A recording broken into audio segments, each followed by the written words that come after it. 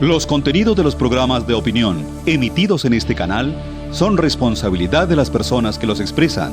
Por lo tanto, no comprometen la línea editorial del canal. Teleamiga Internacional, transformando vidas.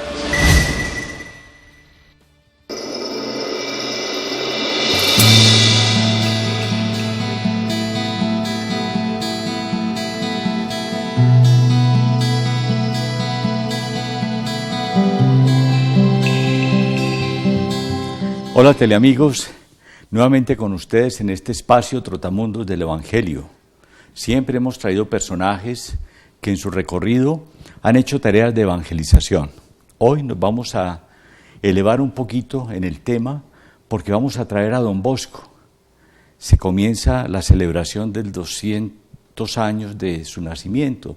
Por eso hemos invitado al padre John Freddy Borges Ávila, salesiano, encargado de pastoral, para colocar aquí delante de ustedes la vida de este trotamundo, de este personaje que marcó y sigue marcando la historia de muchos. Bienvenido, padre, a este programa. Padre Juan Guillermo, muchas gracias por la invitación a compartir con ustedes hoy sobre la vida de este gran santo como es San Juan Bosco, sobre todo cuando estamos celebrando su cumpleaños número 200. Pues la vida de Don Bosco nos impacta a muchos por su estilo, su serenidad, su jovialidad, el trato con los jóvenes. Primero, una preguntita, padre, ¿cómo fue impactado usted por Don Bosco? Pues padre, la verdad es un misterio que solamente lo sabe mi Dios y yo, pues por cosas del destino de la vida, desde muy pequeño me llevaban a vivir a Los Llanos, a Granada, y cuando pasamos por frente a un colegio me dice mi papá, usted tiene que estudiar acá, porque es un colegio regentado por sacerdotes, salesianos y agrícola. Y ahí me quedé en ese colegio. Y entre una fecha muy significativa que fue el 31 de enero de 1988. Fiesta de Don Bosco. Fiesta de Don Bosco, que se estaba celebrando el centenario de la muerte de San Juan Bosco. Entonces ese año como que fue a hablar de Don Bosco y eso. Y yo fui interno en ese colegio y me fui impactando, o sea, me llamaba la atención la manera como vivían los sacerdotes, como vivíamos en ese colegio. Y un librito que yo leí de San Juan Bosco, que fue la biografía sobre las aventuras del padre Salesman, me llamó la atención. Y ahí empecé como a leer y me dejé llevar y aquí estoy. Bueno, entonces traigamos a Don Bosco sus hechos importantes, el desarrollo de su vida, mamá Margarita, hechos que, como usted los tiene en el corazón, van a salir muy fácilmente. Seguro que sí, padre, porque leer la vida de Don Bosco lo impacta a uno bastante. O sea, la figura de Don Bosco, pienso que Don Bosco es un santo muy original, muy particular desde su niñez, la vida que él le tocó llevar. Pensando que un niño campesino que a los 2 años quedó huérfano, con un hermanastro que, digamos así, le hizo la vida imposible un poco, pero que gracias a esa dureza también de ese hermanastro más adelante, pues Don Bosco también va a formar su carácter y que más adelante le va a ayudar en su formación como sacerdote. Quedar huérfano a los 2 años, solamente con la mamá, no tenían propiedades, eran empleados en fincas, y Don Bosco a estos 2 años, pues tenía mucho ese recuerdo de cuando el papá murió, y lloraba y la mamá le decía, Juanito, ya no tienes padre.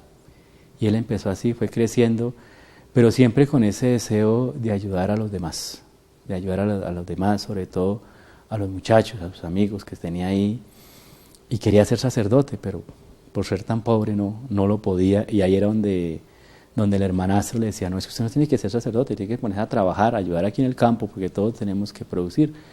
Sin embargo, la mamá lo fue formando y le fue ayudando en este caminar, y con ese sueño, los 9 años que él tiene, y el sacrificio que hacía pues para asistir a la Eucaristía, para todo, para aprender por su cuenta. Hay un sacerdote que impacta su vida. Sí, don Caloso. Caloso. Don Caloso es un sacerdote que cuando Don Bosco va a esas predicaciones, esas peregrinaciones, y van de vuelta al pueblo, pues el sacerdote le llama la atención de ver un niño. Ahí le dice, ¿usted qué hace acá? Eso es como para gente adulta. Le dice, no, estaba escuchando las predicaciones. Le dice, pero ¿usted qué puede aprender de eso? ¿Usted qué le puede quedar? y don Bosco le relata toda la predicación, casi de memoria. Entonces le llama la atención, le dice, bueno, aquí como que pasa algo. Y entonces es el que lo llama y le empieza a enseñar en la casa cural, las clases, empieza a instruirlo. Pero lamentablemente ese sacerdote muere y le dice, todo lo que hay aquí es para usted estudio. Llegan los familiares y le quitan todo porque no había nada escrito. Entonces un sacerdote que siempre lo va a marcar en su vida. Sí, también más adelante el padre Cafaso, San José Cafaso, que es el director espiritual de don Bosco, porque don Bosco, con todos sabemos el sueño de los 9 años, que cuando se sueña esto en ese campo abierto y ve a estos jóvenes allá peleándose y entra como a corregirlos como haríamos muchos de nosotros, a gritos, a patadas. Y se le aparece ese personaje que se dice que es Jesús, le dice, no, así no es que se corrigen, le voy a dar la maestra, cómo es que se corrigen los muchachos, cómo tiene que hacer esto. No es con golpes, sino es con la bondad, es con el cariño, es con el amor. ¿Y cómo? Yo te daré la maestra. Entonces le presenta a la Virgen María ahí. ¿Y la visión de María Auxiliadora? La visión, sí, de la Virgen de María. Comienza ahí, sí. Y es el sueño que embarca como todo el derrotero de don Bosco durante toda su vida, lo que él va a hacer y lo que él va a realizar en su trabajo pastoral. Pero él siempre con ese deseo de ser sacerdote. Y fue la mamá la que le dijo, quizás sea sacerdote. La abuela dijo, usted no va a ser, ¿cómo es? No hay que hacerle caso a los sueños. El hermanastro dijo, usted seguramente va a dirigir una pandilla, ¿sí? Y siguió ahí, pero don Bosco siguió insistiendo, y para don Bosco ser sacerdote fue algo que le costó. Eso no fue fácil, don Bosco tuvo que pedir limosna, la caridad, tuvo que irse de la casa, a trabajar, a emplearse, estudiar por las noches.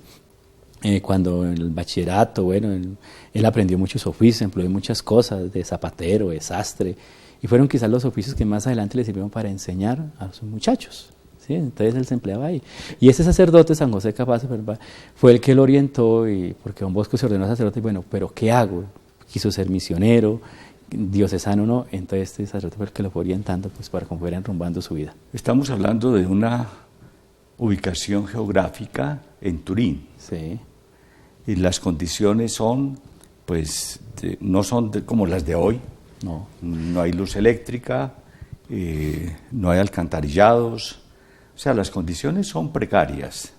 Y así se va haciendo una ciudad, y en torno a eso, el tema del trabajo de los niños. Sí, era lo que quizás don Bosco como que siempre veía que, podríamos hablar de los desplazados hoy en día, sí, que llegaba mucho muchacho, mucho joven ahí a Turín. ¿Y qué hacía? O sea, primero los explotaban laboralmente, porque no les valoraban su trabajo. Segundo, estos muchachos terminaban haciendo cosas que no debían hacer, robar, atracar, matar, terminaban en las cárceles. Y don Bosco, algo que le llamaba la atención, era cuando este sacerdote San José Cafaso lo llevaba a las cárceles a confesar a aquellos que eran condenados a la horca. Decía don Bosco, bueno, aquí se hace mucho bien, pero si hubiera habido alguien, o estuviera alguien que pudiera evitar esto, sería mucho mejor. Entonces él siente esa necesidad por eso. O sea, decía, yo quiero ser un sacerdote, pero diferente, el trabajar, entregarme a los jóvenes, estar con ellos. Y pues le costaba mucho, porque muchas veces era rechazado, pero él tenía los métodos desde niño que había aprendido, como era la magia, el ser saltimbanqui, para ganarse a los muchachos. Estamos hablando de un sacerdote que rompe esquemas pastorales, porque lo que nos ha llegado a nosotros, el esquema de un sacerdote párroco esperando a los fieles en la casa cural o en la iglesia, celebrar sacramentos y despedirlos. Y encontramos un don Bosco distinto, callejero. ¿Ves? Y eso es de ahí, sí. Y eso era lo que don Bosco quería hacer, distinto a los demás. O sea, como que ese aporte que él quería hacer a la iglesia en ese trabajo, y por una porción que, digamos, no valía mucho, que era la juventud, pues digamos así, que eran vistos como los peligrosos, los revoltosos. Sin embargo, don Bosco le apostó a ellos y estuvo siempre con ellos y siempre quiso entregarse por ellos. Y es quizás la herencia que don Bosco nos ha dejado hoy a nosotros, que nos entreguemos siempre en bien y al servicio de la juventud que nos necesita. Él se ordena sacerdote y tiene muchas dificultades. Sí. Incomprensión de su compañero obispo. Tiene que llegar hasta Roma. Hablemos de esto. Sí, don Bosco no fue comprendido, incluso su mismo amigo, porque el señor Gastaldi, que era el que lo apoyaba, lo ayudaba, y fue obispo, y tuvieron sus encontrones, o sea, tremendamente, y tuvo que ir a Roma, y Pues por esto, por el mismo, o sea, por la manera como él se comportaba, por la manera de él trabajar. Usted por qué tiene que hacer esto, usted por qué tiene que ser como todos, pero él no. Él siempre como que, pues llevar la contraria, digamos, en el buen sentido de la palabra. Es que uno a veces ve cómo mi Dios sabe cómo hace sus cosas. Y yo creo que don Bosco, lo que él hacía, y él dice, esto no es inspiración mía, sino es obra de Dios. Y me ha puesto acá. Esto se va concretando en un grupo que quiere ser como él. Sí. Don Bosco, él empezó a trabajar con los muchachos y entonces funda lo que conocemos como el oratorio, que los oratorios ya existían, que eran de San Felipe Neri, pero don Bosco le da como ese tinte del sistema preventivo, empieza a trabajar ahí del oratorio festivo, de estar siempre ahí. Entonces él empieza como a congregar a los jóvenes. No sé si saben la anécdota de cuando llegó a la Eucaristía a la iglesia de San Francisco, en la sacristía, y que está Bartolomé Garelli, este jovencito, y le dice el sacristán, ¿usted va a acolitar? ¿Sabe acolitar? No se acolitar, y lo saca a golpes. Y don Bosco lo manda a llamar. Y le dice, bueno, ¿cómo se llama? ¿Sabe tal cosa? ¿Sabe rezar? ¿Sabe esto? Sí. Ah, bueno, entonces acolíteme. Y al final de la misa le dice, bueno, vamos a rezar una Ave María. Rezar una Ave María y le dice, entre 8 días lo espero acá, pero no lo espero solo, lo espero con más jóvenes. Por eso se dice que la congregación salesiana nació con una Ave María y con este muchachito que empezó a llegar con más jóvenes los domingos y nace ese oratorio. Y lo que pregunta el padre acá, sí, pero entonces estos muchachos se formaban y se iban. Y don Bosco quizás en ningún momento pensó en fundar una congregación religiosa, más bien trabajar con los laicos.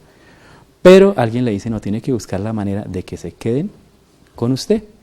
Y es de esos jóvenes del oratorio que nace la congregación salesiana, los primeros. Bueno, hagamos una pausa y volvemos nuevamente a retomar el tema. Claro, padre.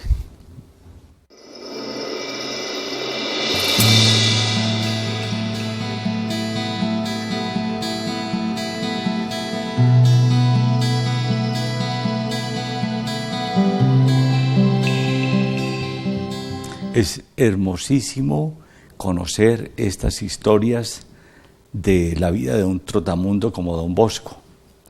El encuentro, por ejemplo, con Domingo Savio, un santico que es como su primera cosecha.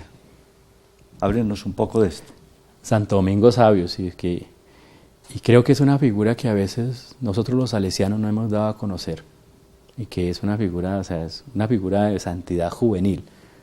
Cómo este niño llega al oratorio de don Bosco, se encuentra con don Bosco y le dice, aquí tiene este paño, y usted es el sastre, haga un buen traje de este paño, ¿sí?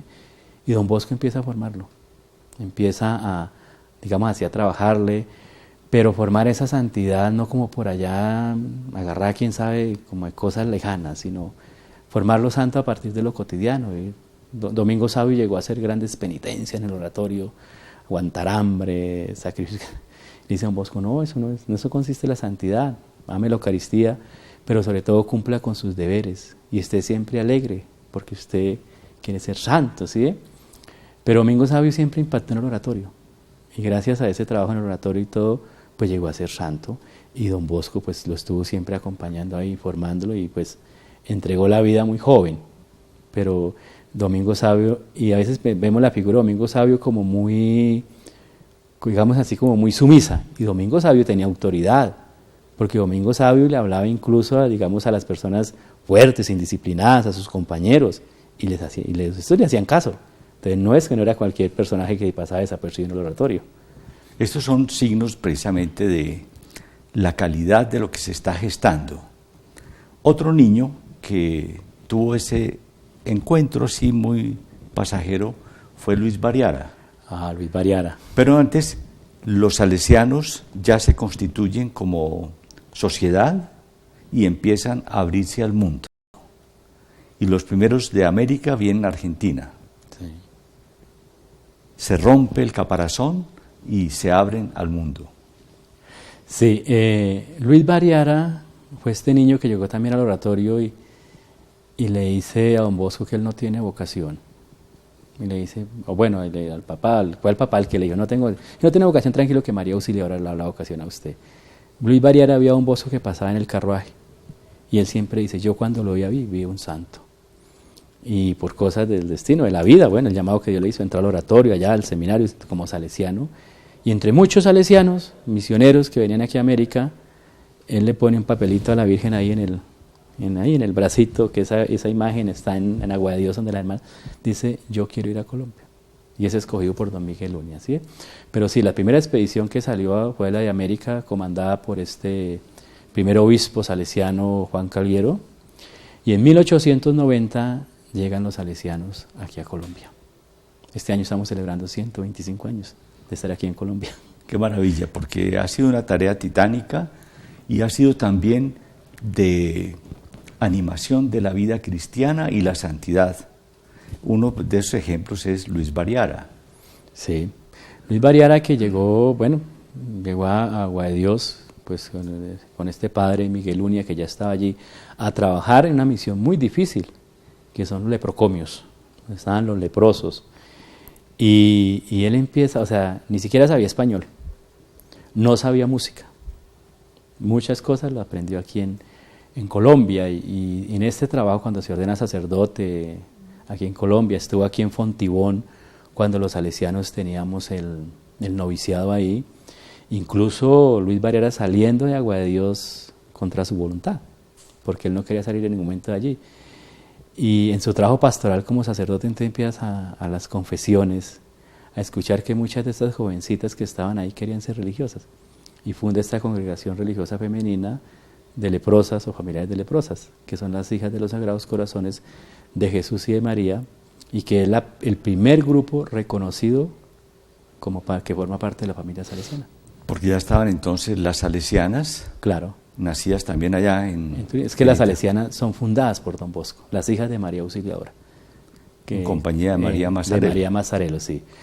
Pero Luis Bariara funda esta congregación acá, y la vida de Luis Bariara también es muy impactante, muy bonita. Sí, no, son historias que cuando van llegando al cine y son fieles a los procesos históricos, dice uno, uy, qué maravilla, da envidia, sí, de la buena.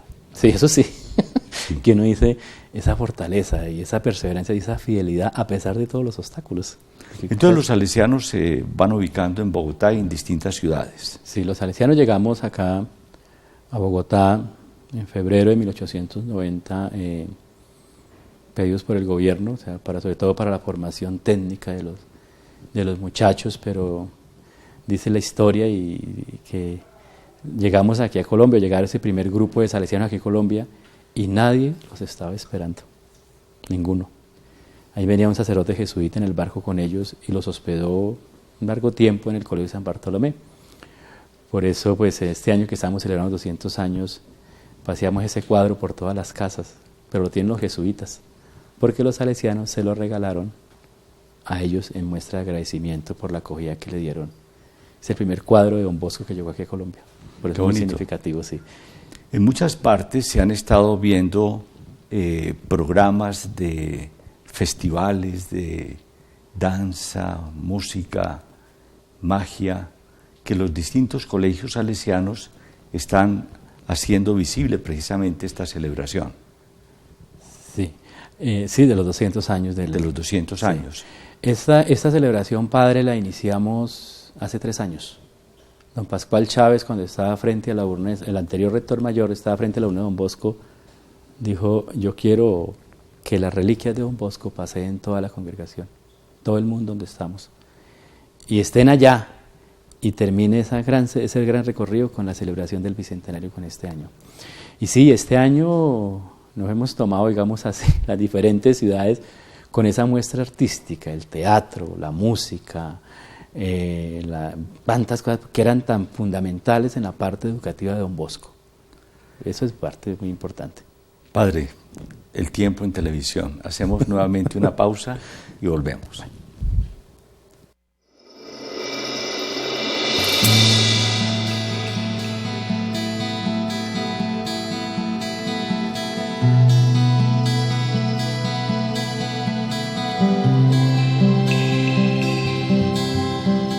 Demos un salto a este momento presente. Ha sido de celebración, pero hagámonos una reflexión. ¿Cómo sería don Bosco hoy? ¿Dónde lo veríamos? Uy, padre, yo creo que si don Bosco estuviera hoy donde estamos, o como estamos nosotros, quién sabe qué maravilla o qué cosas no haría. Me llama, o sea, la atención lo que el Papa Francisco le decía a la familia salesiana ya ahorita el 24 de mayo en el Santuario María Auxiliadora en Turín. Decían, sean como don Bosco, amen a la Virgen, porque el carisma de ustedes es muy actual. El carisma de ustedes no ha perdido vigencia. Si no, miren a las calles. Hay muchos jóvenes que lo necesitan, muchas personas que lo necesitan a ustedes. Entonces yo pienso que eso es lo que nosotros debemos hacer hoy. Encarnar esa persona de Jesús, encarnar el Evangelio como Jesús, como lo hizo don Bosco, para transmitírselo a muchos jóvenes y formarlos como personas, como decía don Bosco, formar esos buenos cristianos y esos honestos ciudadanos. Hoy en día no solamente tenemos pobres materiales, digamos así, tenemos muchos pobres espirituales que también tenemos que atender. Y es ahí donde tenemos que ir. Y a ejemplo de don Bosco, y como nos pide el Papa, salgamos de nuestros lugares donde siempre nos hemos estado y vayamos, así como don Bosco salió. Don Bosco no esperó, como decíamos, que le llegaran, sino él salía a buscarlos. Que era rechazado, sí, pero sin embargo seguía insistiendo. Yo vi en la película un periódico, algo así, que manejó don Bosco. Sí, entre sus publicaciones estaban las lecturas católicas, que él mensualmente sacaba. Y entonces hoy lo tendríamos en televisión. Claro, sí. Con toda seguridad. La televisión, sí. Es que don Bosco se valía, por eso digo, estos medios de comunicación que tenemos hoy en día, tenemos que aprovecharlos para eso. Don Bosco, en esa época que él vivía, todo lo utilizó para el bien del anuncio del Evangelio y lo hacía, y eso es lo que también tenemos que hacer nosotros. Hoy se habla de los nuevos patios de los muchachos, que no es solamente, digamos, el patio del descanso ni nada de eso. Tenemos el internet, tenemos la televisión, bueno, eso es ahí donde se encuentran los muchachos y es ahí donde tenemos que estar con ellos también. Desde Juan Pablo II, los nuevos escenarios de la evangelización, sí. Nuevos aerópagos, el internet, la televisión, la radio, los CDs, los programas, YouTube, en fin, todas las redes sociales son medios que seguramente utilizaría don Bosco. Sí, eso sí, no lo dudo, y se valdría y haría mucho bien desde ahí. Entonces, padre, pidámosle a don Bosco que nos mueva. Démosle gracias por este espacio y hagámosle esa solicitud. Bueno, le invito a una oración. Bueno, padre, muchas gracias. De verdad que quiero darle gracias a Dios primero por esa oportunidad que me ha dado de estar acá con usted, padre, compartiendo y dando a conocer la vida de don Bosco. Y segundo, por darnos a don Bosco, habernoslo dado, porque gracias a él, a esa inspiración que él tuvo, pues nosotros estamos donde estamos y podemos hacer mucho bien a la juventud.